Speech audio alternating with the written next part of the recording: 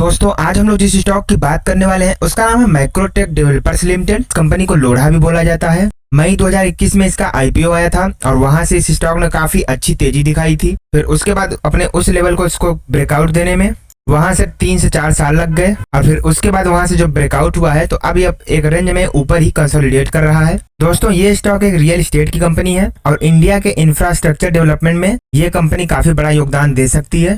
तो दोस्तों हम इसका टारगेट की एनालिसिस वीडियो में लास्ट में करने वाले हैं, लेकिन उससे पहले चलकर हम इसको फंडामेंटल एनालिसिस देख लेते हैं। तो जैसा कि आपको पता है दोस्तों, ये लोढ़ा ग्रुप की कंपनी है। कंपनी का पूरा नाम है मैक्रोटेक डेवलपर्स लिमिटेड। 1081 रुपए इसका मार्केट प्राइस चल रहा है और ये आज इंट्राडे में लगभग 7.5% से भी ज्यादा की तेजी के बाद ऊपर क्लोजिंग दिया है। इसकी जो मार्केट कैप वैल्यू है वो 1,07,741 करोड़ की है। स्टॉक P 63 का है। ROCE 8.76 एंड ROE 10% का है। तो आपको ROCE एंड ROE में अपनी खुद की भी थोड़ी एनालिसिस करनी पड़ेगी। बाकी अगर हम इसके हाई लो की बात करें तो पिछले एक साल में इसने 388 रुपए का लो लगाया था और 1278 रुपए इसका हाई था। आपको कंपनी के बारे में बता दूं तो ये कंपनी रियल एस्टेट के बिजनेस डेवलपमेंट में काम करती है और इसका जो मेन रीजन है वो मुंबई और पुणे है। ये पिछले एक साल का इसका चार्ट है, जैसा कि आप देख पा रहे हैं 45 डिग्री में इसमें तेजी आई थी। इसके अगर हम पेयर कंपैरिजन की बात करते हैं तो इसमें आपका एनसीसी हुआ, PNC Infratech, national standard, Mahindra life, man infra, KNR construction जैसी और भी बेहतरीन कंपनियां इसी सेक्टर में काम करती हैं। दोस्तों रियल एस्टेट सेक्टर बहुत ही बेहतरीन सेक्टर है, यहाँ से आपको काफी अच्छा पैसा बन सकता है। बाकी अगर हम लोढ़ा के क्वार्टरली रिजल्ट्स की बात करते हैं तो इसका जो सेल्स ग्रोथ है वो दिसंबर 2020 में 1514 करोड़ का था, दिसंबर 2021 में 2059 करोड़, दिसंबर 2022 में 1774 करोड़ और दिसंबर 2023 में बढ़कर वापस 2931 करोड़ का हो चुका है। नेट प्रॉफिट की बात करें तो जहां दिसंबर 2020 में 232 करोड़ का था, दिसंबर 2021 में 286 करोड़, दिसंबर 2022 में 405 करोड़ और दिसंबर 2023 में 505 करोड़,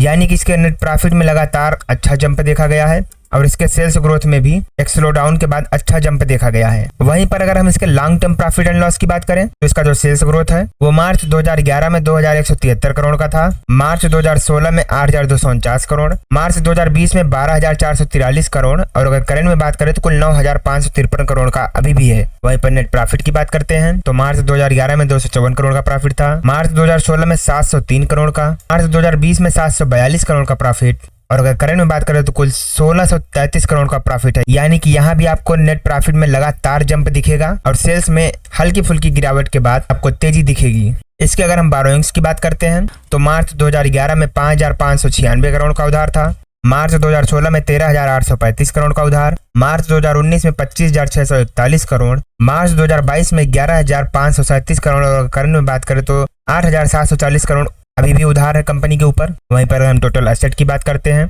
तो मार्च 2011 में 9,478 करोड़ का था, मार्च 2016 में 30,981 करोड़, मार्च 2019 में 49,864 करोड़, मार्च 2022 में 38,404 करोड़ और सितंबर 2023 में 41,022 करोड़ का एसेट है इस कंपनी के पास। अगर हम कंपनी के शेयर होल्डिंग पैटर्न की बात करते हैं तो प्रमोटर्स की हिस्सेदारी जून 2021 में 88.50% पर थी, जो घटकर मार्च 2024 में 72.67% पर ही रह गई है।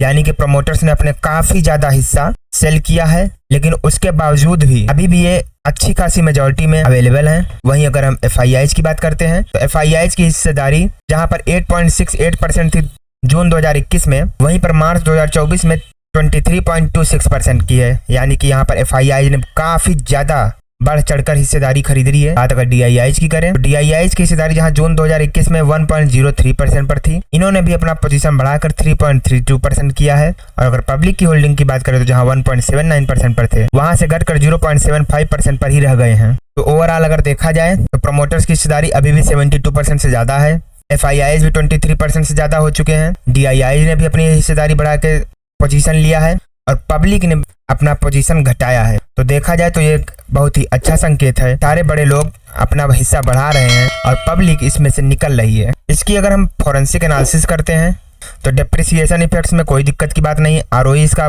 पिछले 10 सालों में बेहतरीन रहा है। कैपेक्स वर्सेस ROCE में थोड़ी बहुत दिक्कत आई है, बाकी कंपनी के ऊपर ऐसी कोई खास लायबिलिटी है नहीं। हाँ, वर्किंग कैपिटल इसका थोड़ा डिसबैलेंस है तो यहाँ पर आपको ध्यान देना पड़ेगा। उसके अलावा इसके प्रमोटर्स ने कोई भी शेयर प्लेज नहीं किया है, रिटेल्स की होल्डिंग भी ठीक ठाक है, कंपनी के ऊपर जो डेप्ट है वो मैनेजेबल है, रेवेन्यू इनका काफी अच्छा रहा है, शेयर प्राइस लगातार बढ़ा है और प्रमोटर्स ने पिछले 90 दिन में अपनी कोई भी हिस्सेदारी कम नहीं करी है। दोस्तों अगर हम इसके रेवेन्यू की बात करते हैं तो इसका जो प्रोडक्ट है वो प्रॉपर्टी डेवलपमेंट में 93% का है। Sale of land development rights उसमें 4.5% की हिस्सेदारी है। लोकेशन की बात करें तो 100% ये डोमेस्टिक है, यानी कि इसका सारा का सारा बिजनेस इंडिया से ही आता है। बाकी हम वापस से इसके चार्ट को देखते हैं। जैसा कि आप देख पा रहे हैं पिछले 3 महीने से इसी रेंज में ट्रेड कर रहा है और आज इस स्टॉक में काफी अच्छी तेजी देखी गई है। तो अगर इस स्टॉक में इस लेवल का ब्रेकआउट होता है और वापस से रिटेस्टिंग होती है तो आप यहाँ पर एंट्री ले सकते हैं और इसमें 1:2 का टारगेट रख सकते हैं। बाकी दोस्तों कोई भी इन्वेस्टमेंट करना हो एक बार खुद से एनालिसिस जरूर कर लीजिएगा और वीडियो पसंद आई हो तो वीडियो को लाइक और चैनल को सब्सक्राइब जरूर कर दीजिएगा।